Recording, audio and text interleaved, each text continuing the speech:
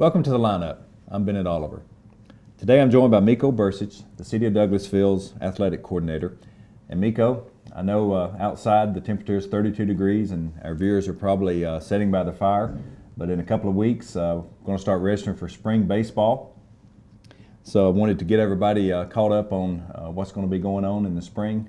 I know the viewers know that Hunter Park renovation is now complete.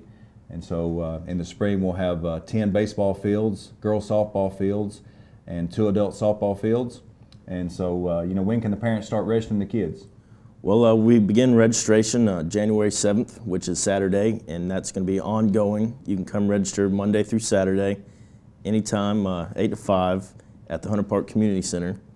And on Saturday, we're having a registration at Gables on January the 21st from 9 to 12. Then the last day for registration is January 27th, that Saturday. Okay, and they can register at Hunter Park? Yes, anytime from 8 to 5, Monday through Saturday. Okay, and I know we have different age groups and we have different leagues within the Hunter Park Youth Baseball program. Tell the viewers a little bit about the different age groups. Well, the ages are from 4 to 14. It's how old you are as of April 30th of that year, which would be 2012. Pre-T is 4 years old, and that's a $50 fee, and those guys play once a week on Saturdays and just, the basics of the game. Well, T-ball is ages 5 and 6, and that fee is $90. Then you go to ages 7 and 8, which is coach pitch. 9 and 10 is player pitch, first year player pitch. And 11 and 12 and 13 and 14 is player pitch as well. The fee for that is $110. And the fee includes your hat, your shirt, your jersey, your pants, your socks, your belt, full uniform. Okay, and I know in the fall season we play 8 games, but I think the spring season a little bit is different. So how many games do they play in the spring? In the spring, for the pre-T, we usually go 7 weeks. They play 7 games. Like I said, they're once a week on Saturday. Everybody else, they usually play a 14-game schedule, 1 game during the week on a Tuesday or Thursday and on a Saturday. So it's a 14-game schedule, and we have an end-of-the-year county-wide tournament. And I know all the games are not played at Hunter Park because we get on a county schedule with the other parks. So what other parks do we go to? We'll be traveling to Bill Art Park and Fairplay. Okay. And also, in addition to the Hunter Park Youth Baseball League, we also have the only Miracle League baseball field that was built in the renovation in West Georgia. Those kids, I think you told me they don't start in March, early March. When exactly do they register and when do they start? Yeah, they like a little more warmer weather. They start after spring break in mid-April. Registration is currently ongoing for the Miracle League. There's no cost associated with that. Register, you can find the registration forms online, and you can also find the registration forms for youth baseball there. Okay. We had talked about it's a great time to be involved in our program. As far as a parent to get a kid involved in our program, they can stay for 9 years. If you're a coach, you're looking for a place to coach. We've got great facilities. We have a maintenance department that comes out. You don't have to fix the fields. You don't have to stripe the fields or anything. Involved in our program, everything's included as far as equipment. And so basically, if you're a coach at Hunter Park, all you have to do is come out and coach, which is a huge advantage for people. So we invite people to go to our website. All of the information's on the website about our program. Check us out, and we'll start registering, like I said, in January, the 1st of January. And so it's kind of a wrap-up. I know, kind of tell people the course of events, the important dates that we'll have for registration all the way through the season. Okay, well, once again, registration begins on January 17th through the last Saturday in January.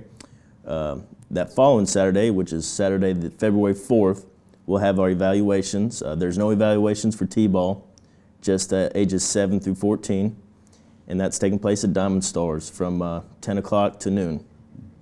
And as far as practices for the baseball season, we usually practice twice a week leading up into the season. And once the season begins, because we play once a week and once on the weekends, we try to mix in 1 to 2 practices during the week, depending on the coach's schedule. Mieko, I know we get a lot of calls asking about who coaches the kids. I know we have a lot of returning coaches, but with the new Hunter Park and the new players coming in, a lot of these coaches are volunteer coaches. Some of them are dads of the players, and I want you to talk a little bit about the certification that goes on what these coaches have to do before they actually hit the field.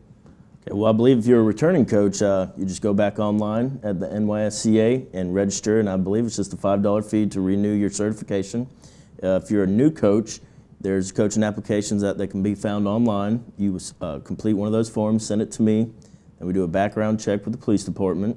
Once that comes back clear, then you become a member of the NYSCA and go through an extensive coaching clinic online. Right, and we just want to tell all the viewers out there, you know, the safety of the kids has always been important to us, and it will continue to be as far as the any program that we run out at Hunter Park, and especially through our baseball program. So, Mieko, one thing that we've had several calls about are travel ball teams, and I think we need to give the City TV viewers a little idea of the difference between a recreation team, which we run that program, versus a travel ball team. Kind of tell the viewers a little bit the difference between those.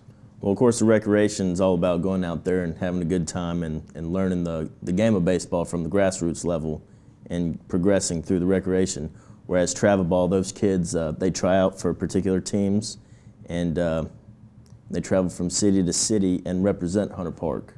Right, and like I said, we've had several calls, and we encourage travel ball teams to call us because we will have several teams playing out of Hunter Park, and they will be representing our park, and they'll practice there. They'll be taking advantage of, you know, we have 14 batting cages at Hunter Park. They'll be practicing, they'll be playing, they'll be representing us. And we also have some travel ball tournaments scheduled for next year. I know you've been dealing with several organizations, and you know what that does. It brings in money to the city. You know, these kids will be from not only other cities but other states. They'll be coming in, they'll be staying in the hotels. You know, they'll be spending money in the restaurants, buying gas, and so it's really a win-win for the city and Hunter Park also. So we look forward to that. You know, if you've got a travel ball team out there and you're interested in playing out of Hunter Park, certainly give Mieko a call at Hunter Park, and he'll give you that information.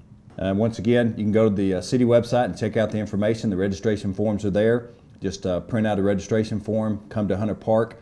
We do ask that when you come to Hunter Park, if you'll bring a birth certificate for the child, and also bring a copy of the family insurance card, and you can register at Hunter Park. Otherwise, you can contact Mieko Bercich at 678-715-6059, and we'd love to have your child out in the Hunter Park Youth Baseball Program. Mieko, appreciate you coming on the show. Thanks for having me. All right, and we'll be right back with more of The Lineup.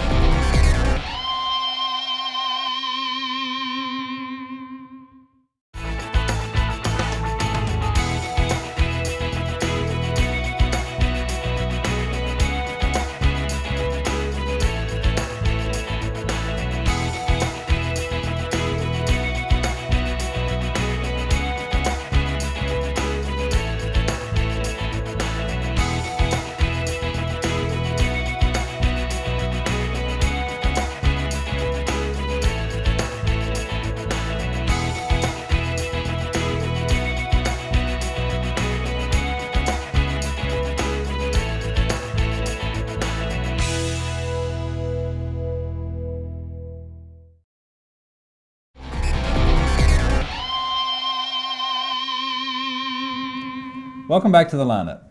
Joining me now is Sheila Mason, Program Coordinator for the City of Douglasville Parks and Recreation Department. Welcome back. Thank you. As you know, the Hunter Park Community Center has been open for nearly a year now. And not only do we rent rooms out at Hunter Park, but we also have ongoing programs. So Sheila's going to tell us a little bit about what programs we have going on and how you can be a part of them. So Sheila, what's going on at Hunter Park? Some of the programs that we've had that's been going on for the past year, as you know, is like the Zumba classes. We have those every Tuesday, and then our line dance classes are every Wednesday, and then we also have them on Thursdays. Those are the two classes that started from the very beginning. And then we've added some new classes that are our acting classes. We have those for adults on Tuesday nights, and then on Saturdays we have youth acting classes. Also, we have art classes for all ages. Those are on Tuesday nights. And then we have gymnastics that's just started this past week. That's on Wednesdays, and that's for children. I believe it's ages 2, 3, and 4 are the ages on that. And then I forgot to mention that the Taekwondo, that's probably the oldest that has been there. That's been there for quite some time. That's the Frank Jones and Denver Thompson have been teaching that. That class has grown quite a bit. They have the kids that are ages 5 to 12. That's an 8-week class, and then they also teach an adult class. Now, do we also do Zumba? Is it Zumba or Zumba? Yeah, that's the one that's with Karen. She started that back in January, and that class has caught on quite a bit. That's it's on Tuesday nights at 5:30. And we also do that over at JESSIE Davis also? Yes, there's a lady that teaches that. It's a different lady. She teaches that over at JESSIE Davis. Right. So if anybody wants to check into that over at JESSIE Davis, they can call 770-920-3009, correct? Right. And any of the classes at Hunter Park, they call 920-3007. Right. Okay. All right. And also over at JESSIE Davis, I think they have a weekly Bible study on Thursday nights, so they can take part of that. Right. And so we do have programs over at Hunter Park as well as JESSIE Davis Park and other parks. So. Right. Well, it seems like that we have programs that run Monday through Friday, several different programs. And that's a lot of information, so let's go back and talk about each one of them a little bit. Let's start with the line dance. Now that's more catered toward adults, I would think. Yeah. That's with June Schumann. I think she's been there for quite a while too. She was at the old Hunter Park. Right, building. right. And they do all types of music. I think she does a lot of country. Some hip hop is in there, I believe. She has 2 different classes. She has a beginner class and an intermediate class. The beginner class meets on Thursday nights, and the intermediate advanced class is on Wednesday nights. Right. And then you mentioned the karate. Now they have classes for kids and adults. Right. The kids class is 5 to 12. That's the ages on that, and it's an 8-week class is what they do with that. And then the adults is a monthly ongoing class, and that's for ages 13 and up.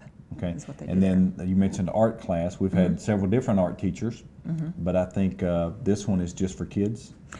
No, actually, Jeremy will do all ages. Okay. Jeremy Adams is the art teacher for that, and he does it on Tuesday nights, but he does 3 different classes. He does 90-minute sessions. He does like 4 p.m., 6 p.m., and 7:45. You don't have to make an appointment with him. You just show up for the class, and everything that you do in the class, you do it there, and then you take it home with you. Yeah, and he's actually got some of his artwork posted out at Hunter Park. Yeah, he does. And he's pretty talented, it looks like. He is. Yeah. Okay. And then the acting class is something new also. Yes, that's with Dorian Santiago.